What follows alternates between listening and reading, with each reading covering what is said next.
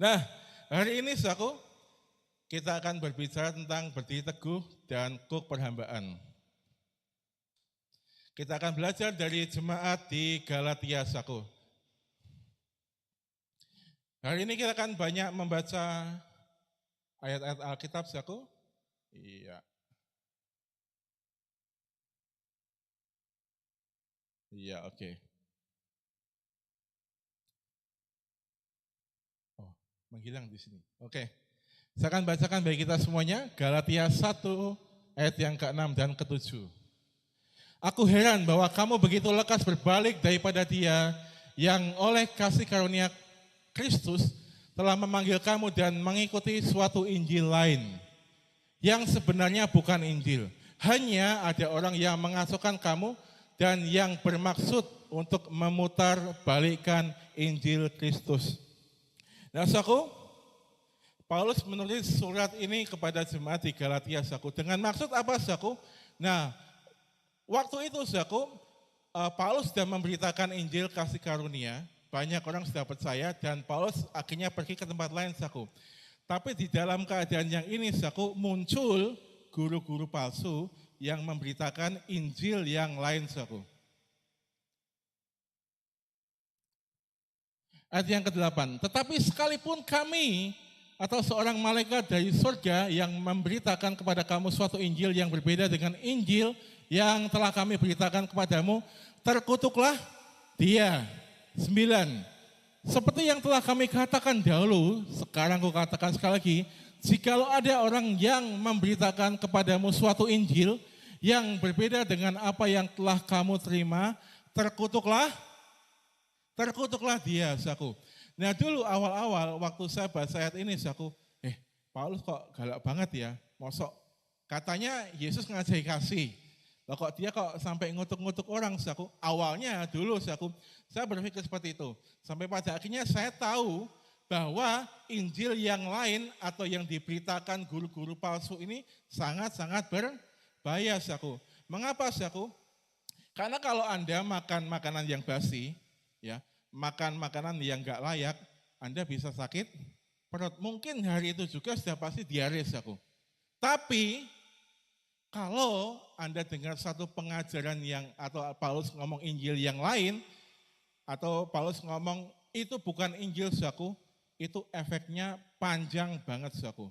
Makanya, saudaraku, kalau kamu punya teman, saudaraku, yang masih punya pikiran kayak gini nih, kalau kita enggak melayani Tuhan kan enggak diberkati tuh. Pernah enggak dengar ungkapan kayak gitu? Kalau kita enggak perpuluhan kan nanti Tuhan enggak memberkati tuh. Ada, sekarang tuh masih yang hal-hal yang seperti itu. Nah, puji Tuhan, di tempat ini kita enggak menemukan kalimat-kalimat seperti itu, saudaraku. Yang percaya katakan, amin. Karena di mimbar ini saya sering bilang bahwa kita hanya memberitakan tentang Yesus Kristus, saudaraku. Kita enggak ngomong soal investasi, kita enggak ngomong soal hal psikologi, saudaraku. Karena Injil Kristus pun, saudaraku, sudah menjadi kabar baik bagi banyak orang. Kalau saya ngomong keuangan, pasti ada yang komentar, nabung aja susah, Pak, kan kayak gitu. Kalau saya ngomong hal yang lain, belum tentu orang punya pemikiran yang sama. Tapi kalau saya ngomong Yesus, saudaraku, semua setuju bahwa Yesus adalah satu-satunya juru selamat dalam kehidupan kita. Semua pasti setuju, saudaraku. Nah, terus kita harus ngapain, Pak? Tindakannya gimana? Roh Kudus yang akan menuntun Anda pribadi lepas pribadi. Karena masalah orang beda-beda, saudaraku. Latar belakangnya orang beda. Kalau saya ngomong kalau kamu sukses kamu harus 1, 2, 3, 4, 5. Belum tentu semua orang bisa melakukannya, saudaraku. Karena keadaan semua orang berbeda. Ada orang yang nggak bisa kuliah, ada orang yang di Jawa, ada orang yang di Kalimantan. Tuntunan Roh Kudus itu berbeda, saudaraku. Solusi untuk setiap orang berbeda. Tapi kalau saya ngomong Yesus, saudaraku, semua pasti bisa menerima, saudaraku.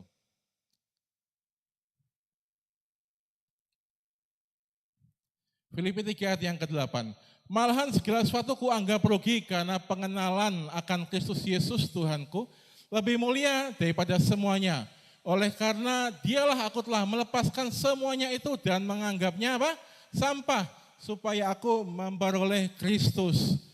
dan berada di dalam Dia bukan dengan kebenaranku sendiri karena menaati hukum Taurat, melainkan dengan kebenaran karena kepercayaan kepada Kristus, yaitu kebenaran yang Allah anugerahkan berdasarkan kepercayaan.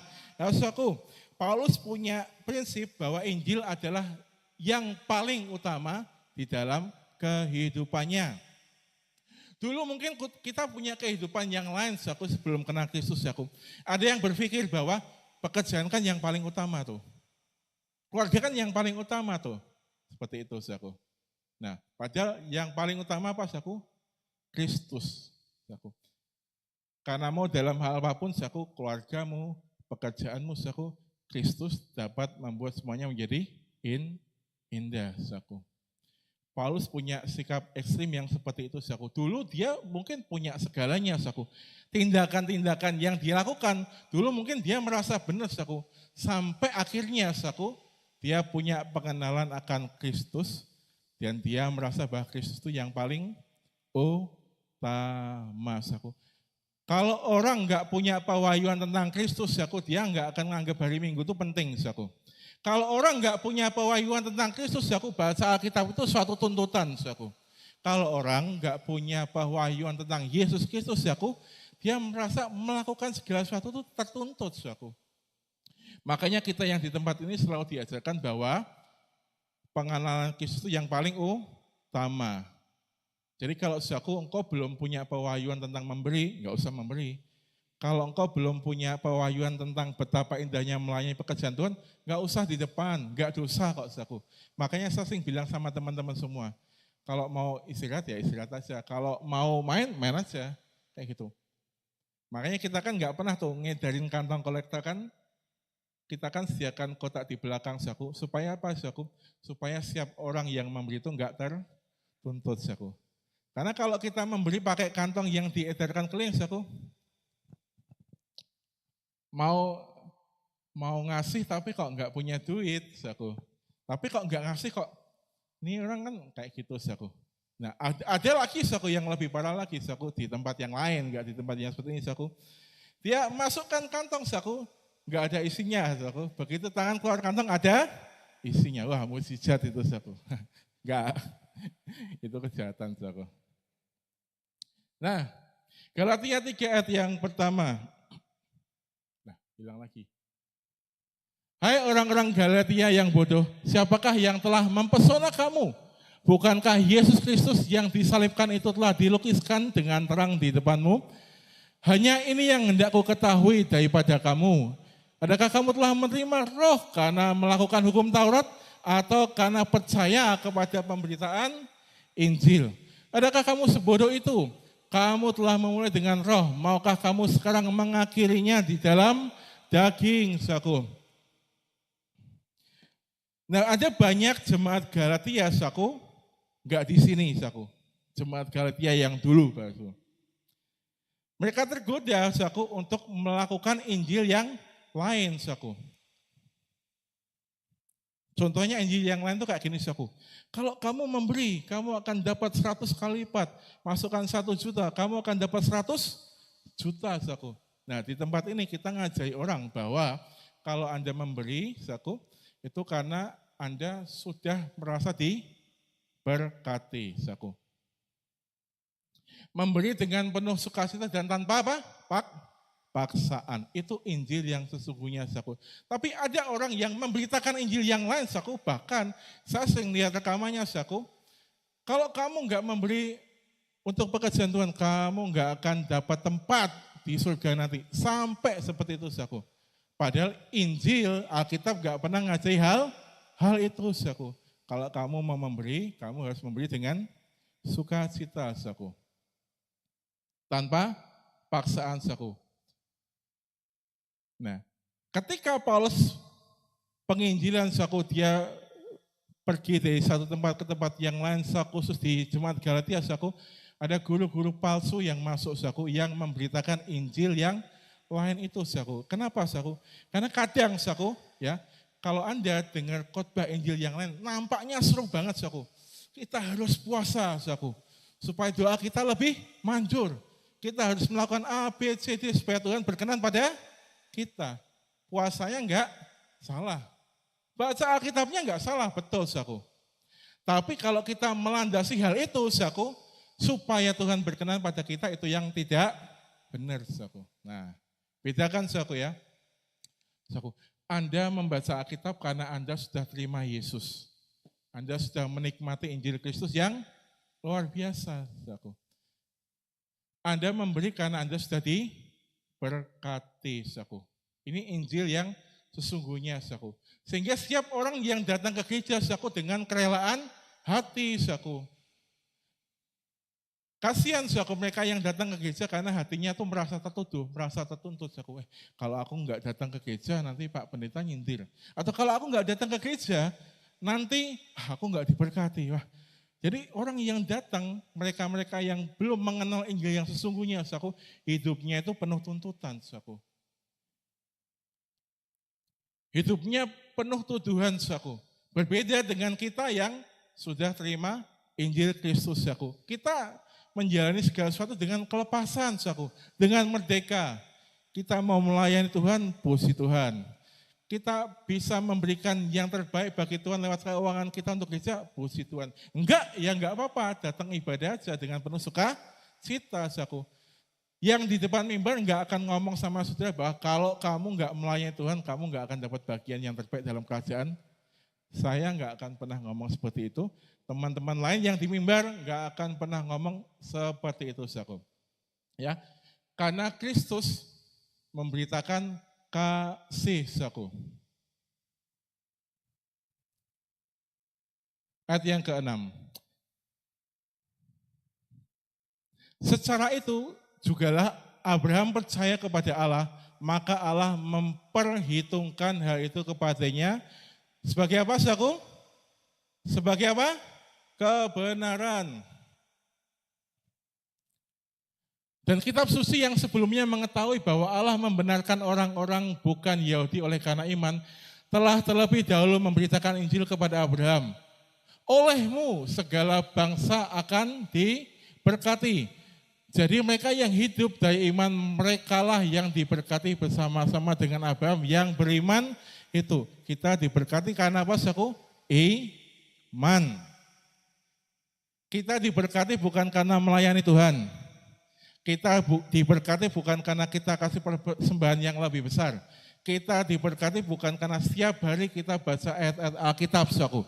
Kita diberkati karena iman kita kepada siapa? Yesus Kristus. Ini hal prinsip saudaraku yang harus saudara pegang saudaraku. Nah terus hal yang saya katakan tadi itu apa saudaraku? Hal yang saya katakan tadi adalah buah setelah Anda terima Yesus. Nah, kalau Injil yang lain ngomong bahwa kamu harus A, B, C, D supaya kamu diberkati. Kalau kamu enggak begini, kamu enggak akan diberkati. Tapi Injil yang sesungguhnya adalah saudara percaya Yesus. Menikmati Yesus. Nanti dari dalam hati saudara timbul kerinduan. Kok aku pengen melayani ya. Nah, aku baru kok ngomong, aku pengen melayani. Setelah Anda terima Yesus, Anda ngerti, oh Injil Yesus seperti ini. Ternyata Yesus indah banget ya, kok aku tergerak untuk memberi, aku engkau bisa kasih. Hari ini, kalau engkau enggak kasih persembahan, engkau tetap diberkati Yesus. Hari ini, kalau engkau enggak melayani Tuhan pun di depan, engkau tetap diberkati Yesus aku. Kita melakukan semua itu sebagai buah, bukan sebagai usaha untuk menyempurnakan iman kita. Nah, guru-guru palsu yang diomongin Paulus itu, saudaraku, mereka menambahkan sesuatu, saudaraku. Ya. Ketika Paulus pergi, mereka mulai masuk, saudaraku, ada celah, saudaraku. Mereka mulai ngomong, saudaraku, kamu memang sudah percaya sama Yesus, tapi kan kamu harus disunat, kamu harus begini, kamu harus begitu, saudaraku, supaya imanmu sempurna.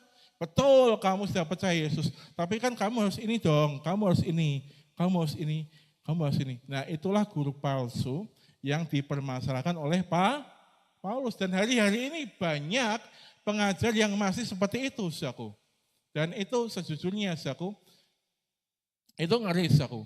Karena efeknya itu bisa sampai bertahun-tahun, saudaraku. Makanya Anda yang terima kasih karunia di tempat ini, 1-2 tahun pertama kan Anda mungkin masih ngomong masih kepleset, bertindak kadang masih kepleset. Kenapa? Bawaan yang lama, saudaraku. Kita dulu diajari seperti itu, saudaraku. Kalau kamu nggak begini, kamu begini. Kamu harus begini supaya kamu begini. Seperti itu, saudaraku. Nah, itu namanya hukum Taurat, saudaraku. Nah, ahli Farisi, saudaraku, mereka mengajarkan hukum Taurat, saudaraku. Tapi mereka menurunkan standar hukum Taurat. Sehingga seolah-olah, saudaraku, mereka itu bisa melakukan hukum Taurat. Makanya Yesus datang, Yesus ngomong, saudaraku. Mereka benci sekali sama Yesus, saudaraku. Karena ketika Yesus datang, Yesus ngomong, kamu nggak perlu mengingini mengambil milik orang lain aja. Kalau dalam pikiranmu, kamu mikir jelek aja, kamu sudah berdosa. Kalau matamu yang kiri sesatkan, cungkil matamu yang kiri. Wah, itu mereka nggak bisa terima, saudaraku. Kenapa? Karena ahli-ahli Farisi itu menurunkan standar hukum Taurat. Makanya, saudaraku, sebenarnya kita nggak akan pernah bisa melakukan hukum Taurat, saudaraku. Kenapa, saudaraku? Karena kita berhasil 9, gagal 1. Kita sudah gagal, saudaraku. Tapi ketika Anda beriman pada Yesus, terima kasih Yesus, saudaraku, ya. Anda awalnya gagal, saudaraku. Perbuatanmu kotor, perbuatanmu buruk. Alkitab ngomong apa, saudaraku? Dosamu seperti kain kesumba, bisa putih seperti bulu domba. Tapi orang-orang yang mengira dirinya bisa melakukan segala sesuatu, dia bisa berbuat baik, saudaraku. Alkitab ngomong apa, saudaraku? Perbuatan baikmu itu seperti kain kotor, kain kesumba. Kenapa? Kamu mau berbuat baik apapun, kalau kamu tanpa Yesus hasilnya no, saudaraku. Oleh sebab itu, saudaraku, yang paling prinsip adalah engkau mempercayai Yesus sebagai juru selamat pribadimu, saudaraku. Karena semua orang yang hidup dari pekerjaan hukum Taurat berada di bawah kutuk. Sebab ada tertulis, terkutuklah orang yang tidak setia melakukan segala sesuatu yang tertulis dalam kitab hukum Taurat. Sekali lagi Paulus mengutuk orang yang melakukan hukum Taurat, saudaraku. Kenapa, saudaraku? Karena banyak orang, saudaraku, termasuk orang Israel waktu itu, saudaraku, ya, hukum Taurat belum tiba, saudaraku. Tapi mereka sudah dengan sombongnya, saudaraku, mereka ngomong bahwa kami bisa melakukan semua yang Tuhan perintahkan, saudaraku. Sekalinya hukum Taurat dikasih, saudaraku, mereka keok, banyak yang mati, saudaraku. Mereka nggak bisa, saudaraku. Karena memang pada dasarnya, saudaraku, hukum Taurat itu nggak bisa dilakukan oleh manusia seperti kita. Hanya satu pribadi yang bisa melakukan hukum Taurat, saudaraku, yang bisa menggenapi hukum Taurat. Siapa namanya, saudaraku? Yesus Kristus. Dia yang menggenapi hukum Taurat itu bagi kita. Oleh sebab itu, saudaraku, ketika kamu baca Alkitab, saudaraku, ya, kamu harus ini, kamu harus itu dan sebagainya, saudaraku, engkau bisa ngomong, ya, lewat mulutmu, saudaraku, bahwa Yesus sudah melakukannya bagi aku.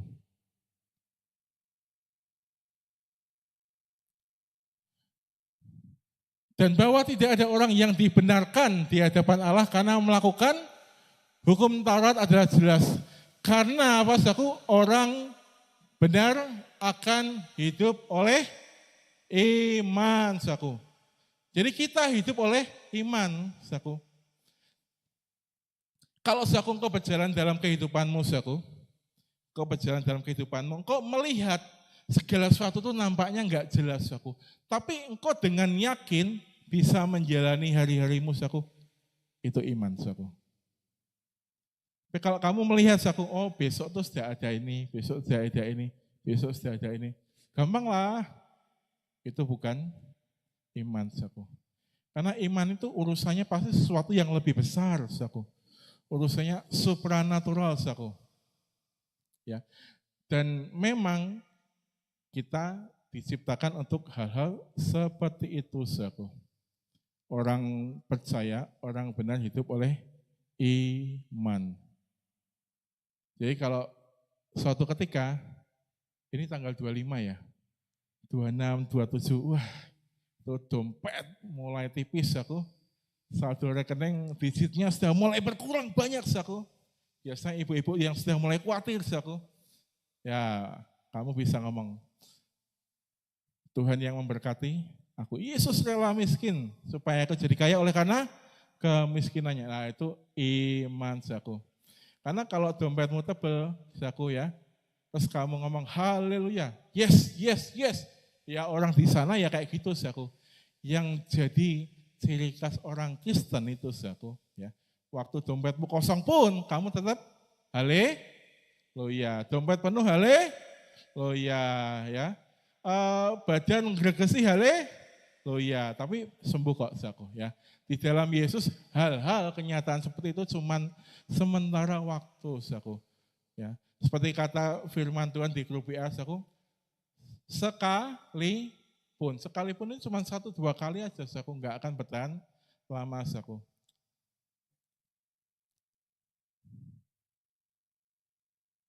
Ya, Galatia 4 ayat yang pertama sampai ke-7 saya akan bacakan bagi kita semua, saudaraku. Ya, yang dimaksud ialah selama seorang ahli waris belum akil balik, sedikit pun ia tidak berbeda dengan seorang hamba. Sungguh pun ia adalah tuan dari segala sesuatu.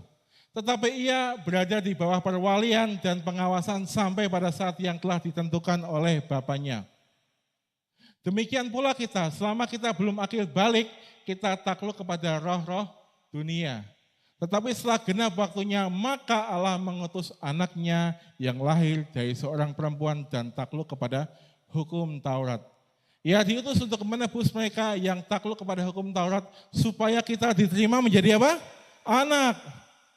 Dan karena kamu adalah anak, maka Allah telah menyuruh roh anaknya ke dalam hati kita, yang berseru, ya Aba, ya Bapa. Ayat yang ke-7 kita baca bersama-sama, saudaraku. Jadi, kamu bukan lagi apa? Hamba, melainkan anak. Jikalau kamu anak, maka kamu juga adalah ahli-ahli waris oleh Allah. Berikan tepuk tangan buat Yesus, saudaraku. Nah, maksudnya bagaimana, saudaraku? Engkau pasti pernah dengar tuh perumpamaan tentang anak bungsu dan anak sulung, saudaraku. Pertanyaannya begini, saudaraku. Kita yang di sini kan kebanyakan hampir semuanya sudah punya keluarga, punya anak-anak, saudaraku. Saya ingat tuh, waktu itu di depan tuh banyak yang jualan, terus kita sering makan-makan di situ, termasuk Bu Elsa. Dia cerita, kalau Jojo tuh seperti ini, Sam tuh yang seperti ini aja nanti kalau kerja, Lala seperti ini. Orang tua pasti kenal anaknya. Pak Thomas pasti ngerti tuh, Kenzo tuh model orangnya seperti ini. Kalau Kenzi tuh kayak gini, Kenzo seperti ini, saudaraku. Sama, saudaraku, di Alkitab juga seperti itu, saudaraku. Apakah bapaknya nggak tahu kalau anak bungsu itu suka foya-foya, saudaraku? Tahu, saudaraku, tahu. Nah, terus begini, saudaraku, mengapa kok waktu si anak bungsu minta harta, kok dikasih? Nah, pertanyaan, saudaraku. Kan kita sudah tahu tuh, bapaknya sudah tahu, ini anak nek tak kasih pasti foya, tahu, saudaraku. Jawabannya begini, saudaraku. Karena si anak bungsu ini punya mentalitas anak. Pikirannya sudah akil balik. Kalau orang, saudaraku, ya dia tahu statusnya anak, pikirannya sudah gede. Dia tahu yang namanya warisan, saudaraku. Apalagi kayak gini tahu, saudaraku. Dia sadar bahwa aku tuh punya hak waris. Aku bisa minta ke bapakku, bapakku sugih kok. Masa aku minta enggak boleh? Kan aku anaknya. Nah, dia punya mentalitas seperti itu, saudaraku. Sehingga dikasih enggak? Dikasih, saudaraku. Nah, yang kedua, anak sulung gimana? Nah, anak sulung ini adalah orang-orang yang mentalitasnya hamba. Loh kok bisa tahu? Dia ngomong seperti ini, saudaraku. Dia ngomong sama bapaknya waktu si bungsu pulang. Loh Pak, aku ini kan sudah bersama-sama dengan kamu toh. Semua perintahmu sudah aku lakukan. Ya. Masa toh aku nggak bisa pesta sama teman-temanku bareng 1 ekor anak domba atau anak kambing. Nah, bapaknya jawab gimana, saudaraku? Loh nak, kan aku bersama-sama dengan kamu. Punyaku kan punyamu juga. Nangkap, saudaraku? Nah, saudaraku, kita itu anak, saudaraku. Kita bukan hamba lagi. Kita itu sudah dilepaskan dari kuk hukum Taurat, saudaraku. Kalau Anda masih pakai kuk hukum Taurat, saudaraku, kita tuh seperti anak yang sulung. Tuhan, nek aku persembahan, kamu mau berkati aku enggak? Nek aku pelayanan, kamu mau berkati aku enggak? Itu mentalitas hamba, saudaraku. Nek anak enggak gitu. Nah anak ya walaupun saudara enggak melayani di depan atau saudara enggak terlalu aktif, tapi kamu sadar statusmu anak, ya kamu minta sama bapakmu yang di surga juga baik-baik saja. Fine-fine aja. Kenapa? Karena kamu sadar kamu anak. Sekalipun mungkin saudaraku, anak mungkin amit-amit saudaraku, nakal, biasa anak kecil saudaraku. Tapi nek dia butuh sesuatu, dia minta kamu kasih enggak? Kasih. Tapi ini anaknya tetanggamu datang sama kamu, saudaraku, terus ngomong, Pak, aku minta motor dong. Jawabanmu piye? Lah kowe iki sapa kan gitu, saudaraku. Anak duduk, kalian duduk. Tonggo ya enggak pernah ketemu, misalkan saudaraku ya. Kenapa saudaraku? Karena bukan anak. Nah, saya mau ngomong kepada kita semua bahwa kita semua anak-anaknya Yesus, kita semua dikasih Yesus. Jadi Anda enggak perlu ngomong Pak Vincent, Pak doakan Pak supaya aku punya rumah Pak. Pak doakan Pak supaya anakku bisa. Enggak perlu, kita semua punya akses yang sama untuk datang kepada siapa? Yesus. Kita semua punya akses, hak yang sama untuk datang kepada Yesus sebagai apa? Anak. Kita semua anak Tuhan. Saya Pak Vincent, Pak Yakub yang di mimbar sama saku levelnya dengan Anda yang di bawah. Enggak ada yang beda. Enggak ada yang kalau saya ngomong di sini lebih tinggi atau Pak Vincent yang gembala itu levelnya lebih tinggi lagi. Enggak saku. Kita semua sama di hadapan Tuhan. Jadi apa yang membuat orang kok kayaknya kok dia lebih makmur saku? Ya, dia bersyukur lebih banyak, minta lebih banyak saku. Minta kan cuma ngomong. Gampang toh saku. Ngomong aja, Anda butuh apa ngomong, Anda butuh apa ngomong. Karena kamu minta sama bapakmu sendiri, saku. Ya. Kamu enggak perlu kayak anak sulung, saku. Loh Tuhan, aku kan sudah hari Minggu ke gereja.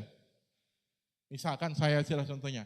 Kurang apa Tuhan? Dulu kan saya di gereja sinode lain, saku. Hari Rebo, ibadah doa, aku sing main Tuhan. Dulu saya seperti itu, saku. Saya mentalitasnya kayak anak sulung dulu, sebelum saya kenal Injil kasih karunia di tempat sini. Sabtu, ibadah yud, Minggu, pagi, sore, main Tuhan. Bapakku, koster gereja, sing ngewangi aku Tuhan, aku ngepel juga Tuhan. Kurang apa Tuhan? Kok aku masih kayak gini dulu, saya kayak gitu. Mentalitas hamba. Mentalitas hamba itu transaksional sama Tuhan, saku. Nah aku gini, kamu piye Tuhan? Nah aku sudah gini, kamu gimana Tuhan? Itu mental hamba saku. Isinya transaksi sama Tuhan, transaksi tok saku. Kenapa? Karena dia enggak ada hubungan bapak sama anak saku. Anak sulung kan kayak gitu saku. Loh, Pak kan aku sudah nolong kamu. Aku bersama-sama dengan kamu.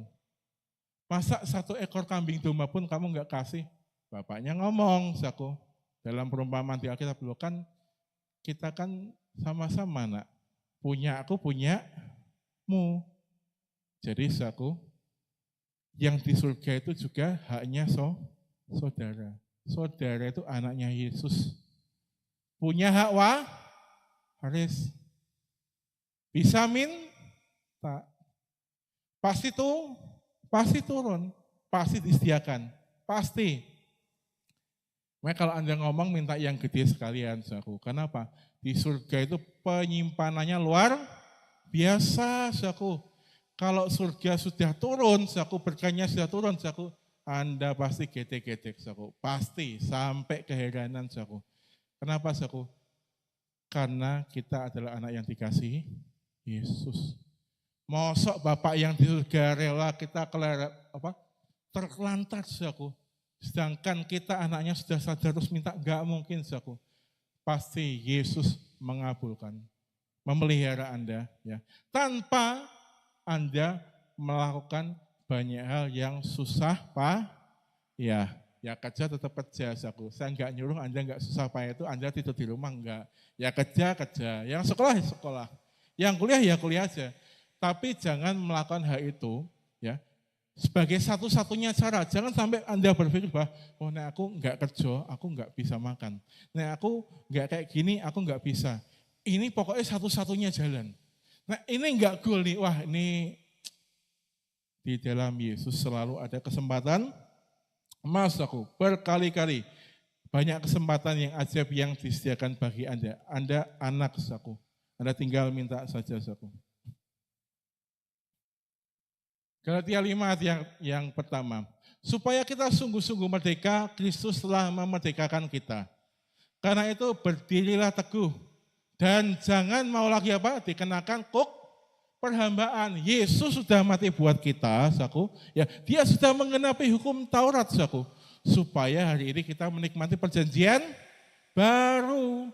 Jadi jangan sampai ada orang yang berpikir lagi, supaya Yesus berkenan kepadaku, supaya aku diberkati, aku kayaknya harus ini. Kayaknya baca Alkitabku kurang deh. Kayak aku harus puasa lebih banyak lagi. Baca Alkitab gak salah, saku. Puasa boleh banget, saku. Tapi jangan pernah kita melakukan hal itu dengan motivasi bahwa Tuhan akan jauh lebih berkenan pada kita. Enggak, saku. Sebelum kita ada pun, saku, Tuhan sudah mati buat kita, saku. Tentu kita tahu, saku, tidak setiap hari hidup kita itu selalu benar, saku. Tapi kan Tuhan tetap memberkati kita, saku.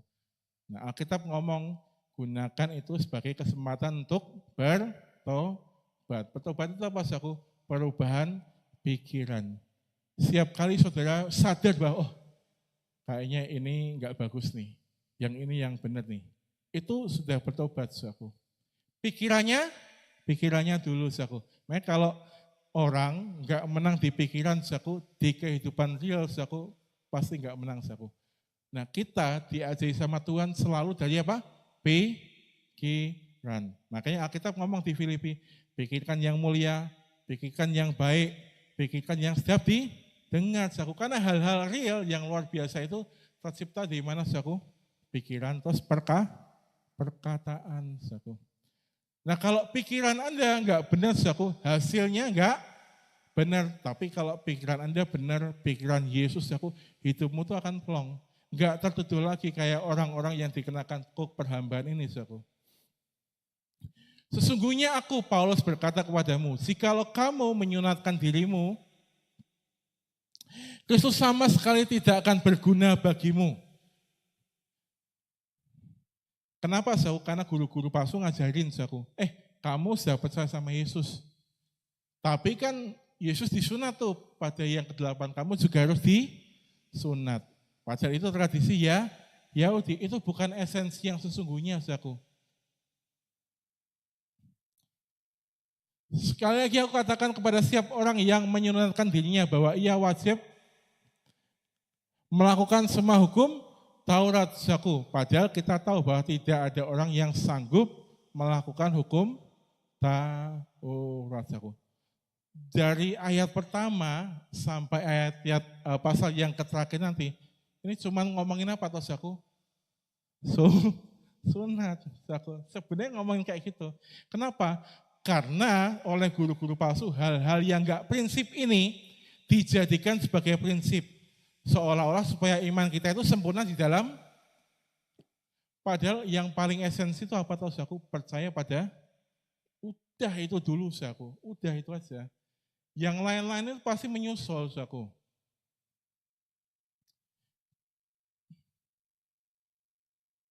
Nah, saya bilang tadi, kenapa, saku? Kalau Injil yang lain itu, saku, berbahaya, sampai Paulus mengutuk, saku. Karena seperti ini, saku.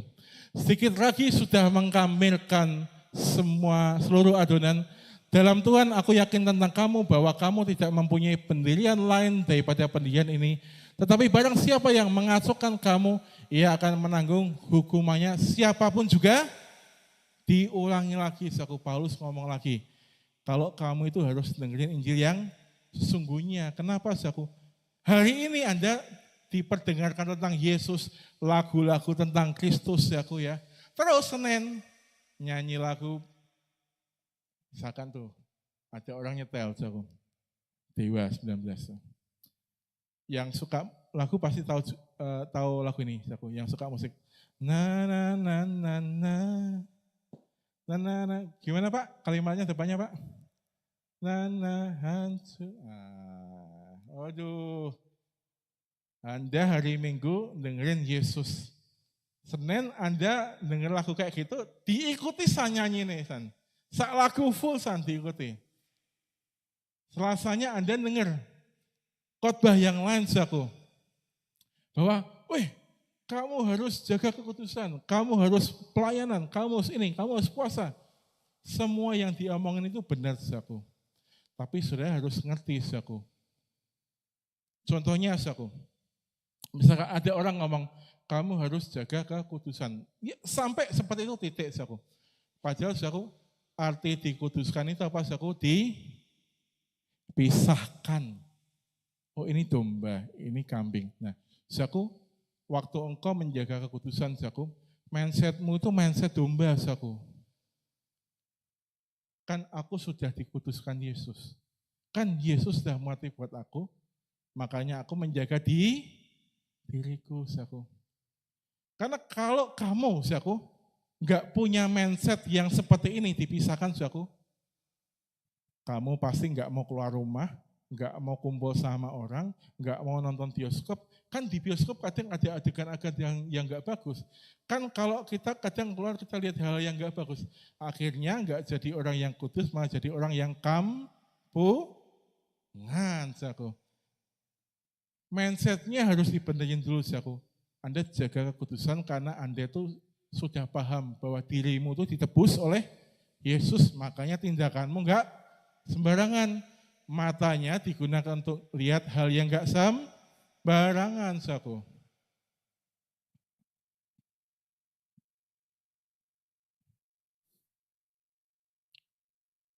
Ayat yang terakhir, saku, saya minta teman-teman untuk bersiap-siap melayani di depan. Sebab bersunat ataupun tidak bersunat tidak ada artinya, tetapi menjadi ciptaan baru, itulah yang ada artinya. Dan semua orang yang memberi dirinya dipimpin oleh patokan ini, turunlah kiranya damai sejahtera dan rahmat atas mereka dan atas Israel milik Allah. Saku ini sebenarnya nggak ngomongin sunat penyunat juga, saku. Ahli-ahli Taurat, saku, guru-guru palsu, ngomong hal-hal yang cek ya, kecilin lagi ya, guru-guru palsu ini ngomong hal-hal yang gak esensi, ngomong hal-hal yang gak prinsip saku. Padahal yang paling penting saku adalah bagaimana orang itu bisa percaya pada Yesus. Orang itu diperlihatkan keindahannya Yesus. Yesus sudah mati buat kita.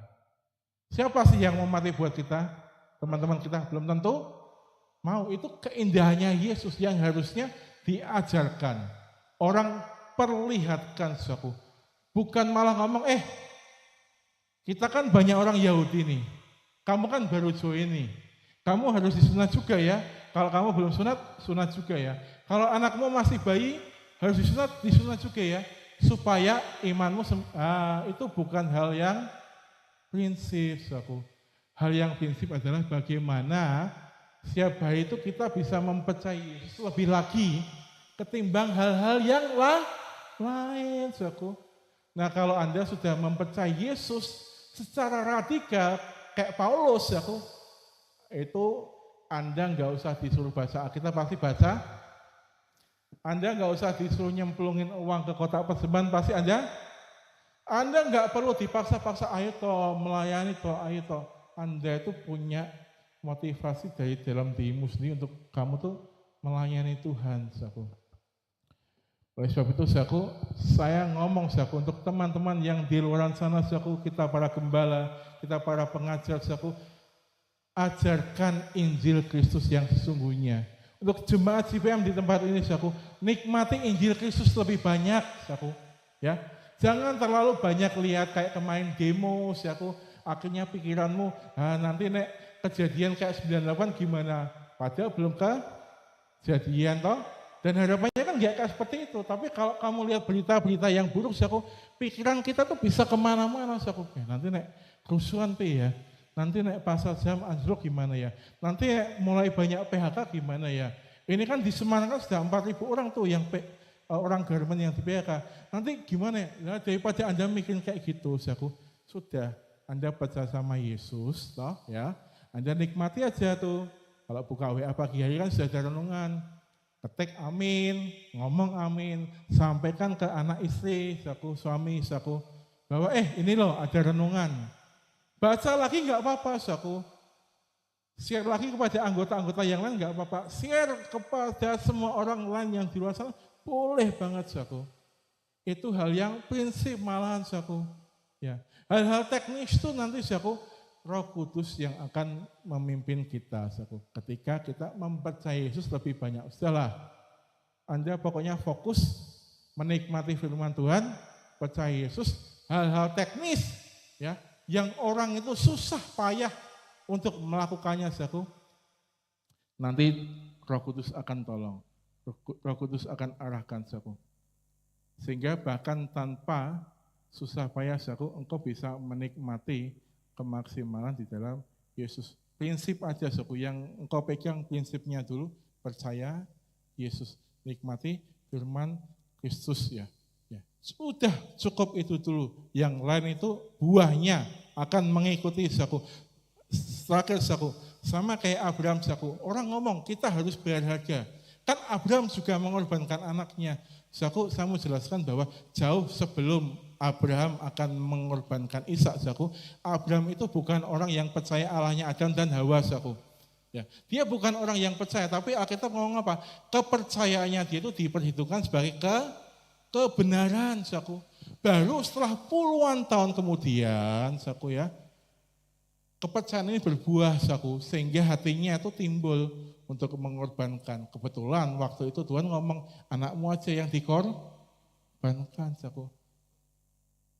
Pun pada akhirnya, Ishak enggak jadi dikorbankan, Jadi yang terpenting adalah kebenarannya adalah percaya pada Yesus. Nanti hal-hal yang lahiriah, hal-hal teknis itu akan mengikuti, Yang percaya katakan, amin, beri kemuliaan buat Yesus, Mari kita naikkan satu lagu, kita bersyukur pada Yesus.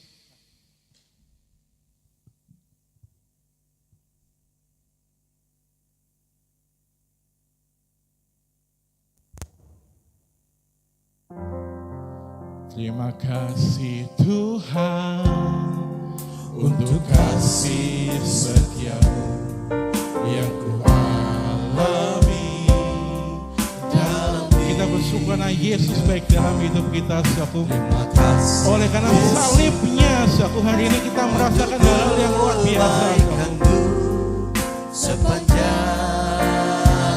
katakan terima kasih Tuhan, Kita nyanyikan lagu ini dengan penuh percaya.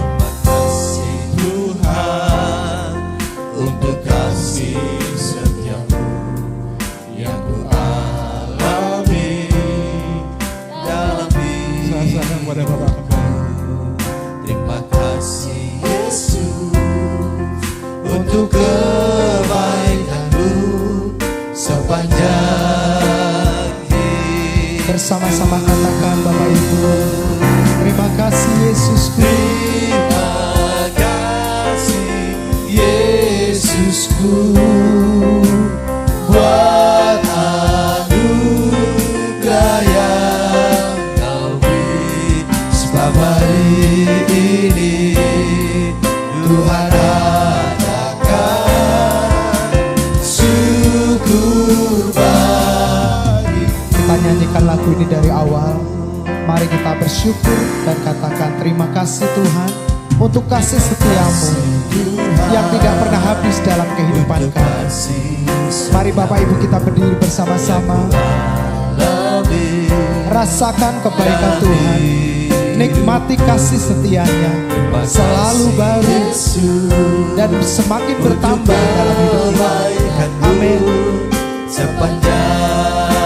Sekali lagi katakan terima kasih Tuhan untuk kesetiaan-Mu.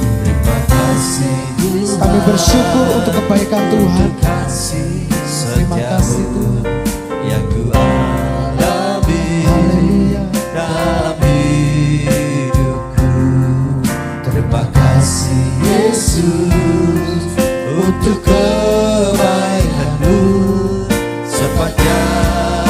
Mari yang percaya kita angkat tangan kita bersama-sama, kita katakan terima kasih Yesus. Terima kasih Kami bersyukur untuk kebaikan-Mu.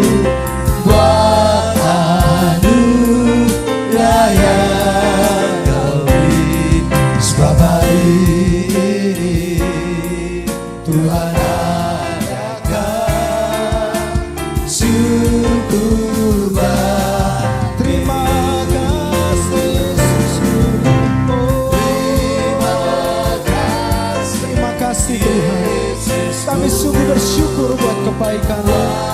Kasih setiamu selalu baru.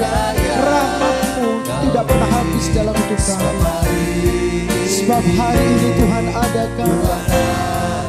Haleluya. syukur bagimu. Terima kasih. Terima kasih Yesusku Buat anugerah-Mu. buat Terima kasih Tuhan. Kau beri. Sebab hari ini Tuhan adakan syukur Buat hari ini Tuhan adakan.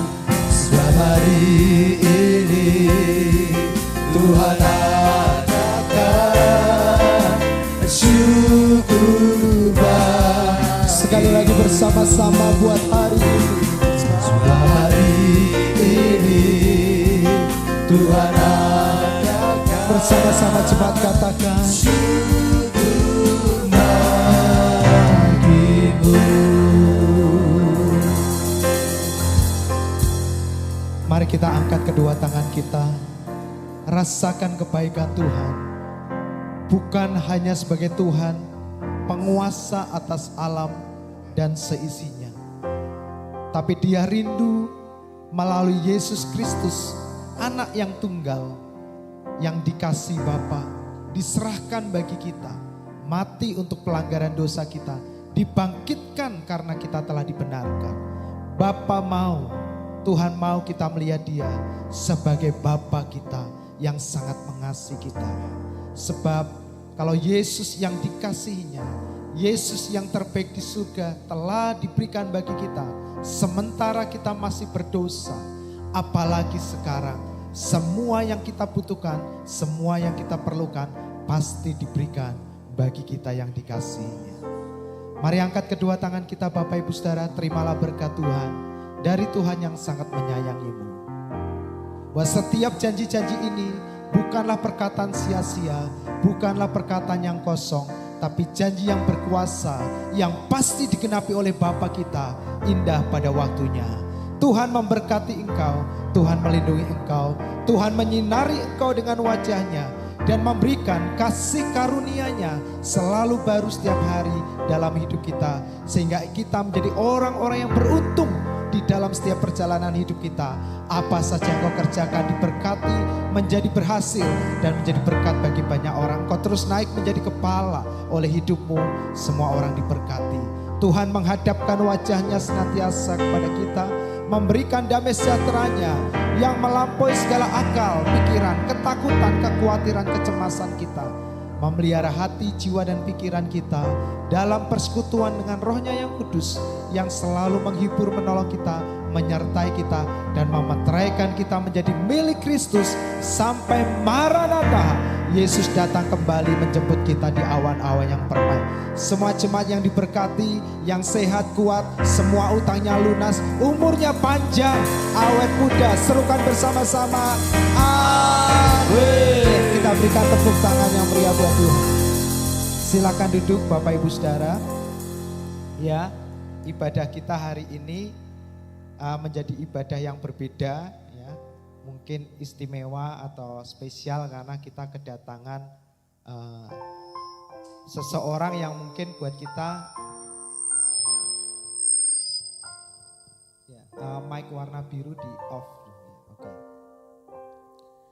Jadi saya memperkenalkan diri karena kalau WL itu beda dengan khotbah. Karena kalau khotbah bisa memperkenalkan diri dulu, tapi kalau worship leader Itu nanti jadi aneh kalau memperkenalkan diri ya. Jadi memang jadi saya yang memperkenalkan tamu kita hari ini Bapak Ibu Saudara yang worship leader ya, itu namanya adalah Pak Trias atau Mas Trias, silahkan dipanggil sesuai iman masing-masing. Kalau melihat masih muda dipanggil Mas boleh, Bro boleh atau Bapak boleh ya. Dan hadir dengan istri dan anaknya. Istrinya tadi yang mendukung singers, suami istri ini memang dikaruniai Tuhan, suara yang baik ya, bagus dan kemampuan untuk memimpin dalam memuji menyembah Tuhan. Nah, dengan anaknya usia 5 tahun ya, jadi Pak Trias ini pekerjaan utamanya adalah wakil kepala sekolah SD Tritunggal ya, sekaligus juga guru di bagian imersi khususnya di bahasa Inggris. Jadi Bapak Ibu yang ingin belajar Inggris anaknya bisa sekaligus menghubungi Pak Trias ini. Ya, dia juga guru TOEFL. Jadi memang spesialis di Inggris. Nah, juga seorang pengkhotbah. Jadi kemarin jadwalnya padat sekali ya, dan saya bersyukur beliau bisa menyempatkan diri untuk menolong kita. Kemudian kalau istrinya adalah seorang guru dan sekaligus PNS di Boyolali. Jadi setiap hari namanya Ibu Hana ya, Ibu Hana setiap hari bangun 4:30 ke Banyumanik, naik bis ke Salatiga, di Salatiga oper motor yang sudah dititipkan ya, lalu berangkat ke Boyolali 20 kilo dan itu setiap hari ditempuh untuk mengajar di sekolah dasar di daerah Boyolali ya, luar biasa orang-orang muda yang sangat bersemangat. Ya Bapak Ibu Saudara, kita doakan supaya kehadiran Mas Trias dan Ibu Hana ini setiap bulan sekali mereka akan memberikan waktunya untuk melayani kita bersama-sama khususnya di pujian penyembahan. Dan yang kedua, Mas Trias dan Mbak Hana ini ingin melatih kalau ada Bapak Ibu yang ingin ya seperti khotbahnya Pak Didi menikmati kasih Kristus selalu tergerak untuk melayani sebagai singers, worship leader ya, kita akan buka pelatihan, nanti Mas Trias Mbak Hana ini akan menolong kita untuk belajar ya bagaimana menyanyi dengan baik dan memimpin puji-pujian. Ya itu Bapak Ibu Saudara, dan juga ada adiknya Pak Didi yang ini yang barusan tunangan kemarin ya, Desember akan menikah, kita doakan ya. Dan kita bersyukur kita dikirimkan Tuhan orang-orang yang sangat mengasihi Tuhan, orang-orang yang sangat menikmati kebaikan Tuhan untuk melayani bersama-sama dengan kita di tempat ini. Mari sekali lagi kita berikan tepuk tangan untuk kehadiran Mas Trias, Mbak Hana dan Mas Guntur juga bersama tunangannya Friska ya. Terima kasih Bapak Ibu, itu saja yang bisa kami sampaikan. Tuhan memberkati kita, sampai jumpa hari Minggu depan. Tuhan memberkati kita semua.